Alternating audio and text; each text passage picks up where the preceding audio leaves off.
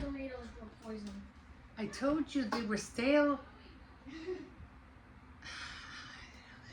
Hi, sorry about that. It's always something when you want to start and record something, something always interjects in here one way or another. Anyway, my name is Emma and welcome to Faith Night Friday. Oh my God, I can't believe it's Friday already.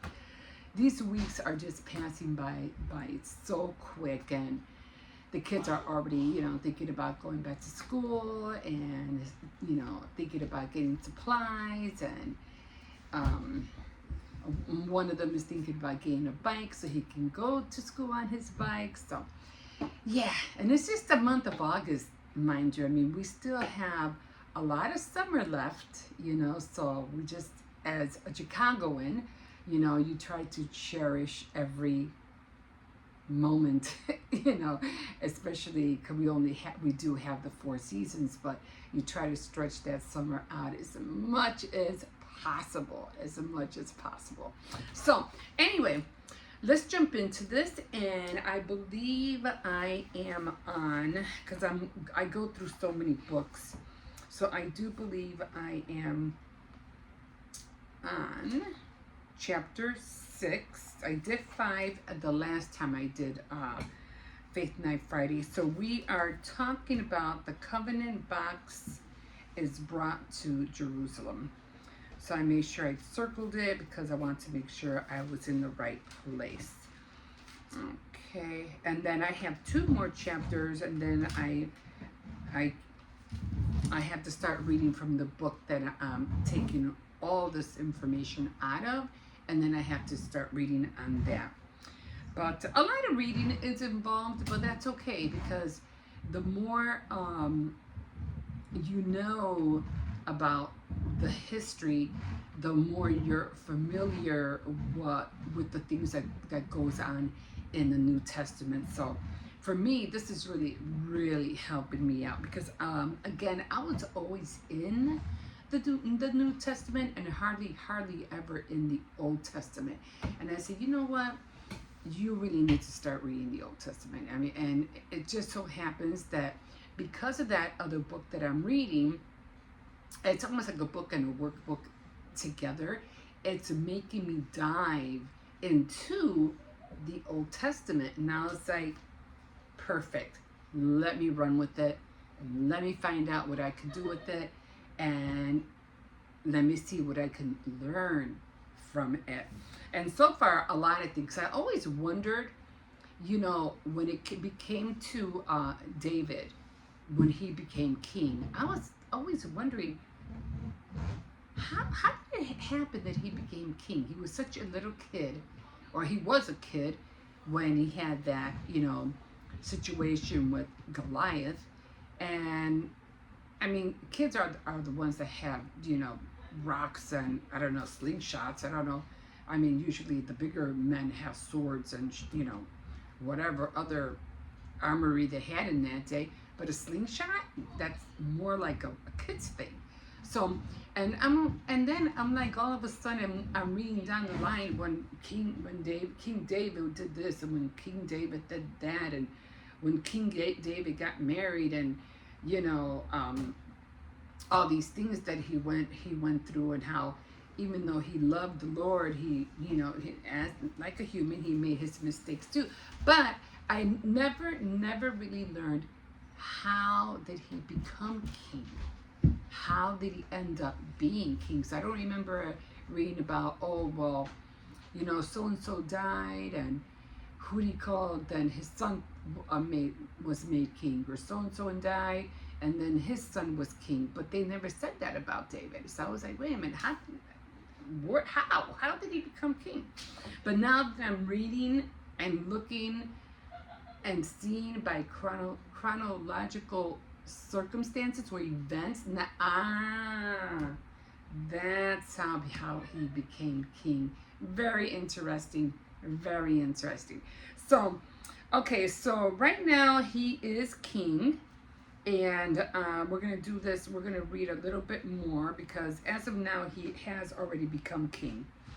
I think I remember reading in 5 that David becomes king of Israel and Judah. So we're on chapter 6 and Second Samuel of Second Samuel. So here we go. Once more, David called together the best soldiers in Israel, a total of 30,000 men, and led them to Baalah in Judah, in order to bring from their God's covenant box, learning the name of the Lord Almighty, whose throne is above the winged creatures. So evidently somebody saw some winged creatures. They weren't angels, they were creatures. They took it from the Abinadab home on the hill and placed it on a new cart. Uzziah and Ahio, sons of Abinadab, were guiding the cart. When Ahio walking in front, David and all the Israelites were dancing and singing with all their might to honor the Lord. They were playing harps, lyres, drums, rattles, and cymbals.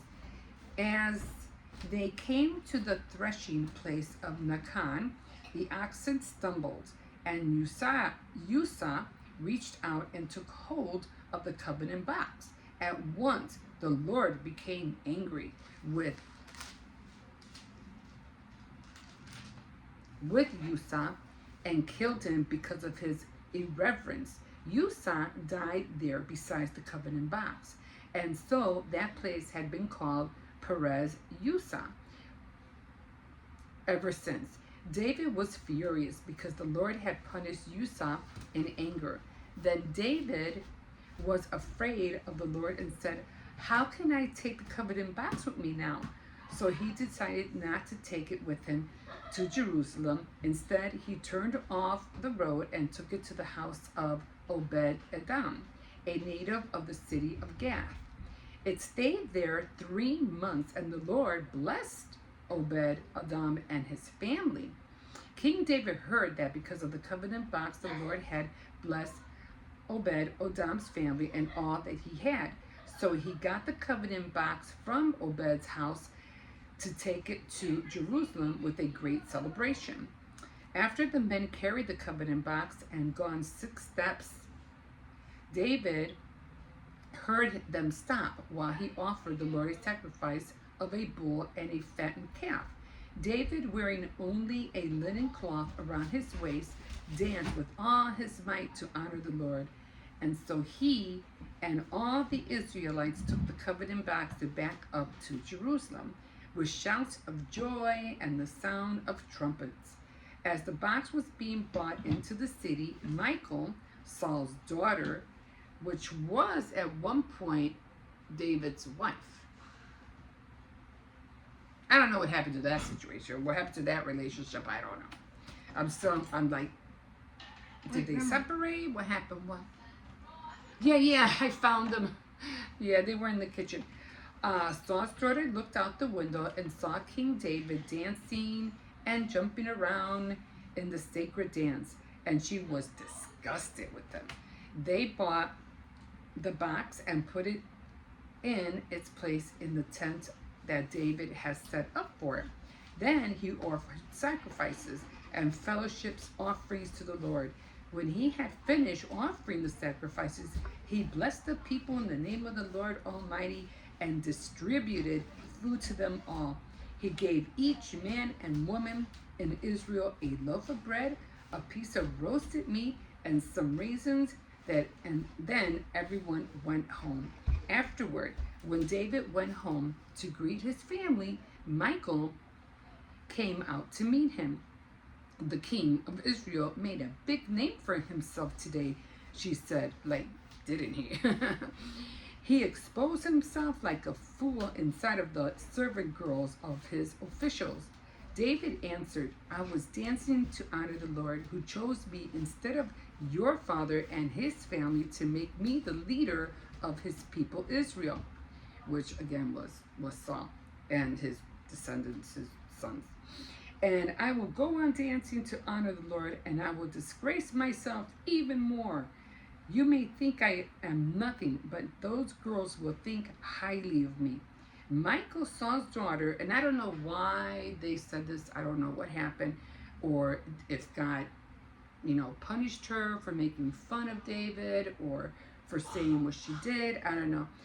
Um, Michael, Saul's daughter, never had any children. So again, I think maybe she was cursed because of the way she treated David, that, he was making a mockery out of himself. So that's where we're at now. And next we'll be going to Nathan's message to David. So I am just going to grab a pencil, which I should have done in the first place. And I'm just going to circle this one. Because I usually, because I'm in other books, I usually have to like erase the last one that I did so I can know where I'm at. So now I have to erase this. Because in my other Bibles, I have where I have this written. I can't erase that yet. But at least now I know I'm on chapter 7 for Faith Night Friday. It's a lot of erasing, writing, circling, underlining. A lot of that goes on. I'm going to circle. So I already did 6. Now I'm going to do 7. And then when I'm done with 8, I have to finish the course that from which I am working out of and work on that. So we are done with this, but not entirely. Not entirely. Hold on. So now we're going to go and we are going to do the same thing with this one. And this one I have Chronicles, but I also have, so it is going to be Samuel. And I lost the, the paper that I had in here for Samuel. I don't know. Maybe it was this one. It could have been this one. I think it was this one. Anyway, I'm going to put it in here anyway. So we did already, we would be going to 7. So again, I have to go to 2 Samuel, because I don't know what happened to it. So we're going to 2 Samuel. See, 5 is circled still, so I have to erase that. And 6. And so yes, so we are on 6, and then next week will be 7. So I'm going to circle.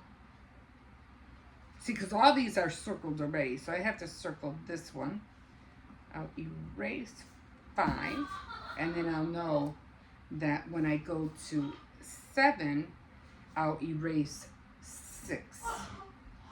Okay, you know what? I'm just going to erase 6.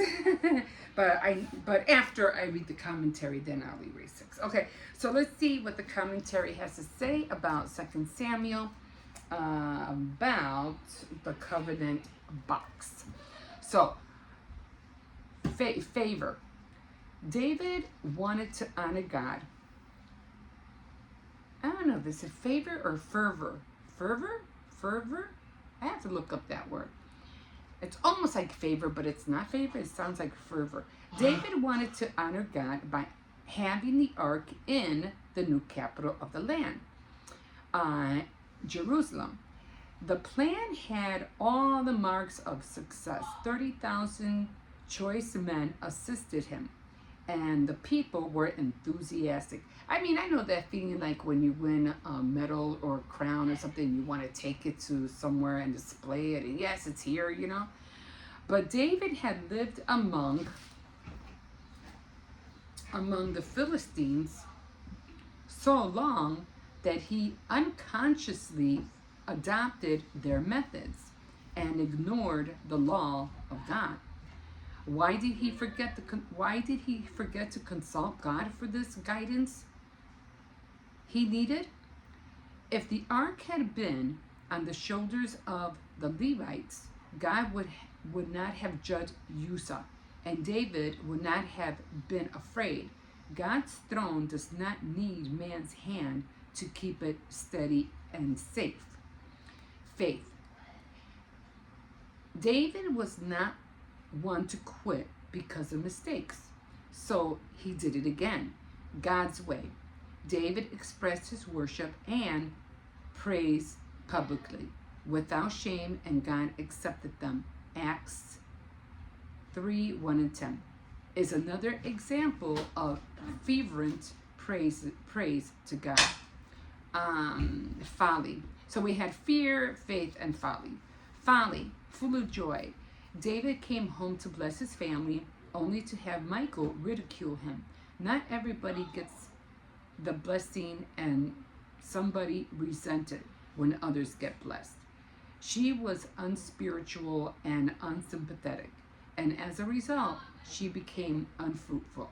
Michal was David's first wife, and she no doubt resented the other wives in his home. When all else fails, take time to read God's instructions and criticism. Never be afraid of honest criticism. If it is correct, the critic has helped you. If it is incorrect, you can help the critic. Either way, somebody is helped. With criticism, when criticism is cruel, as was Michal's, look beyond the critic and leave the matter with God. Ebert Hubbard observed, to escape criticism, do nothing, say nothing, be nothing. Sometimes, yeah, criticism is hard. You ever hear people say, oh, take it for what it's worth, it's constructive criticism. I don't see nothing constructive about it. To me, it's like another way of insulting a person. But that's just how I see it, you know what I mean? But sometimes it can help. Sometimes if somebody does criticize you or they say something contradictory to what you've done or something, you know, your little inner voice will say, let it go, leave it alone. Even though you know better, even though you feel like you're right, they're wrong, just like the book said, just leave it alone. Don't say nothing then. Okay. All right. On to the next subject or thing. Let it go. Let it go. That's what I do anyway. I don't dive. I don't go into deep or try to make my point be right. It's just too much back and forth, like playing ping pong, and nobody wins. On the contrary, somebody's going to end up getting mad, and we don't need that. Anyway, one more little thing I wanted to talk about, and I've been having a lot of dreams with rooms, and all these rooms always had like something different in them.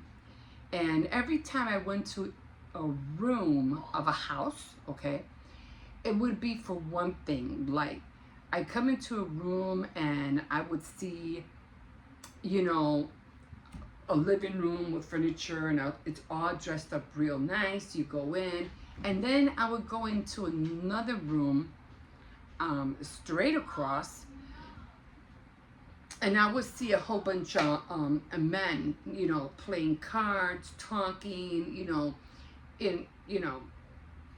saying whatever men talk about, and it was just men. And then I would go into another room to my left, and in that room, I saw a whole bunch of women, and they were all dressed up and all their fine, wearables, and they're talking and chit-chatting. Everything was very colorful, unlike the men's room. It had, linens and beautiful pinks and florals and everything like that. And I was like, wow.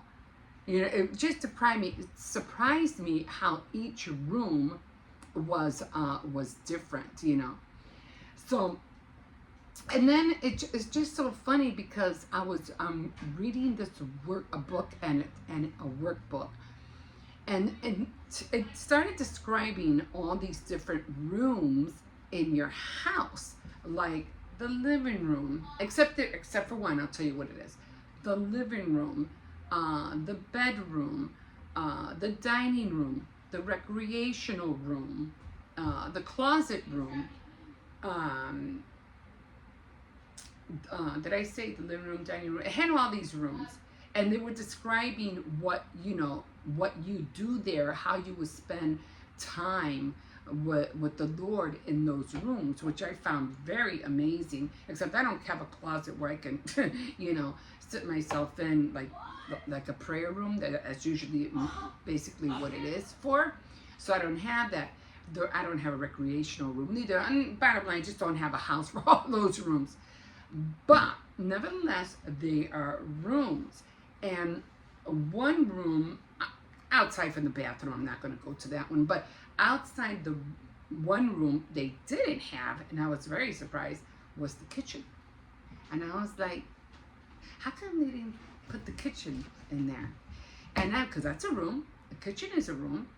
And I'm like, if anything, the kitchen should be a room where, you make bread, you make meals to serve, to give, to feed your family. So I made sure I threw, when I was writing all the rooms, I made sure I threw that one in.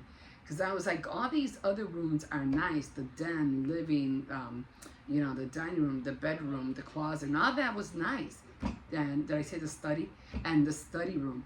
But they didn't have the kitchen. I was like, I'm putting in the kitchen because I like to know that the kitchen is the room where we create, bread and meals and tasty treats for our family. So I definitely, put that in. But that'll, I'll talk to you more about rooms and how I'm going to start utilizing all the rooms. I would have to split. Maybe my recreational room would be my crafting. So I would have to implement that as my recreational room because I do a lot of crafts. So I'll be implementing that. My recreational room is my crafting room.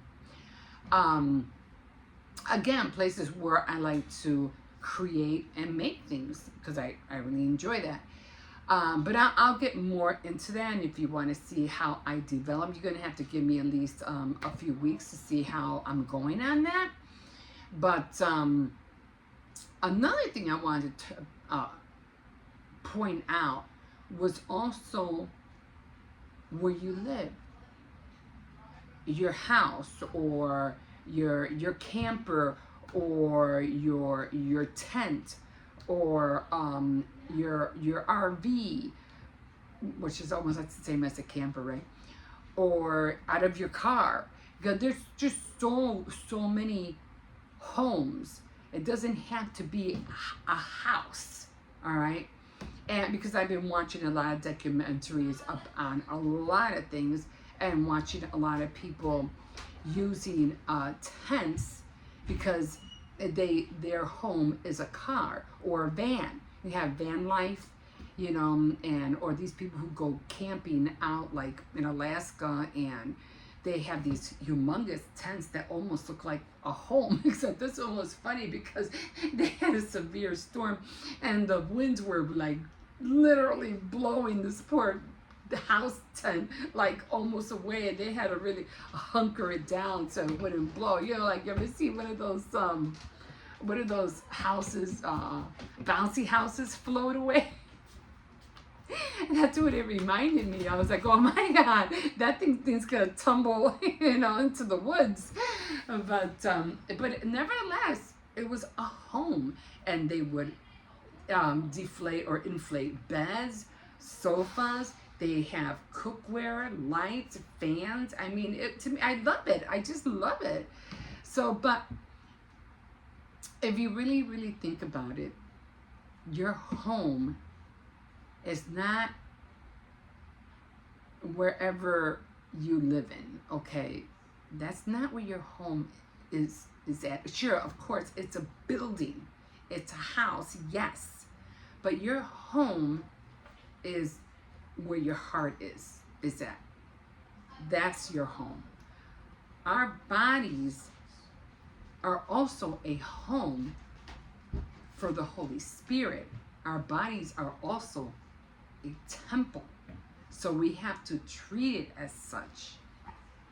And then we have another place that's called, now this one I kind of find kind of funny because to me it reminds me of jail, and it's a cell home. You ever go, or have you ever had any cell groups? As going to church and going to groups, we have cell groups.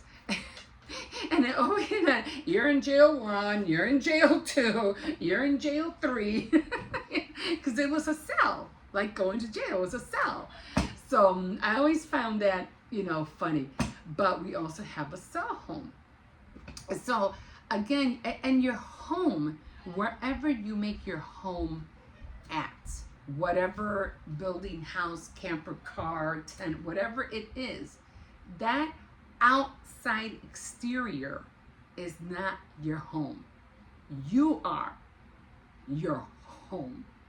And when you realize that you are the home, then you have to take care of everything that's in your home. You have to take care of the bathroom. You have to take care of the dining room. You have to take care of the kitchen. You have to take care of the living room, the study. Everything has to be placed and organized so that you can be placed and organized and successful. So everything, if you live in a sloppy house, you're going to have sloppy outcomes. I know that because I've been there. If you don't take care of something, it's going to get, like, let's say a basement. If you don't take care of a basement and a flood comes in, you're going to have all this sewage and yucky water, and it's an awful, especially if you live in a basement. Oh my God. I'm sure you've heard of disasters, when your basement gets flooded. Everything gets wet, everything has mold, and you have to throw everything out, especially if you have carpets down there. Everything has to be cleaned out and redone, and that costs a lot of money, I'm sure. But again, your home is to glorify God. You keep your house smelling nice, your rooms clean, having, nice dishware, whatever. And even if you don't have it, pretty paper plates or whatever, but you're glorifying the Lord with how you make your home. And that's how I see it every day. My home is not perfect and it's not always clean, but I try. I try to make the best of it. I try to declutter. I try to organize, but because it's important. We can't, in other words, when you have a lot of clutter and you have a mess, you can't see beyond that because it's kind of like,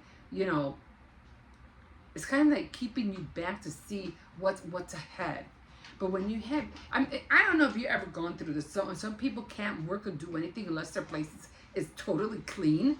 And I get that because I used to be there. I used to want to write and sit down like, nope, I got to clean this first before I can start. You know what? I did the total opposite. I said, I'm going to do this and then I'll clean.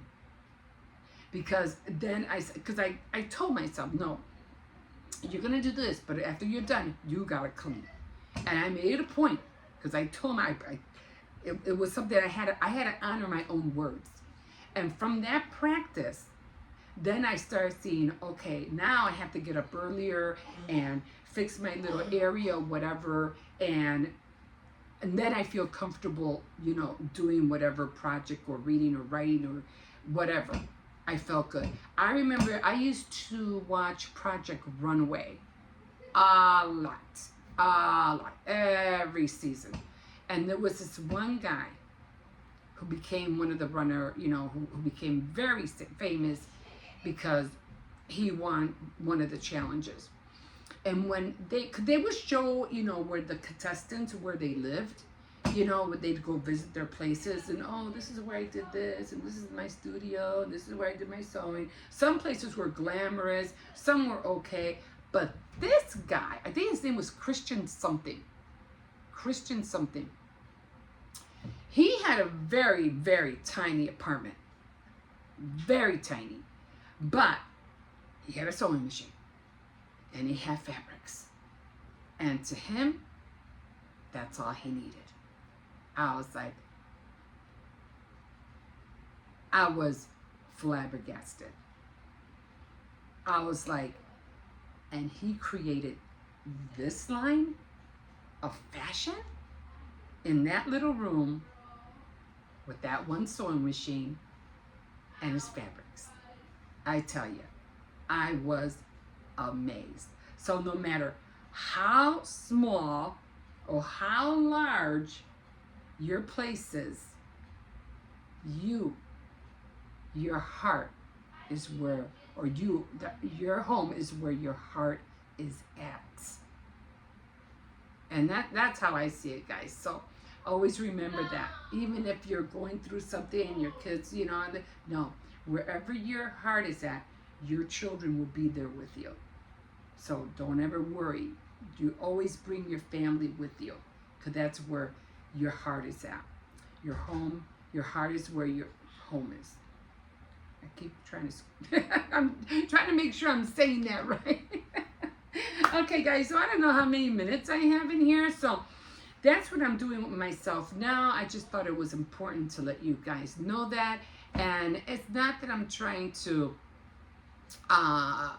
preach or anything like that. I'm just trying to make you aware, because this is what I'm discerning. So, and because of that, I just want to be able to share that with you.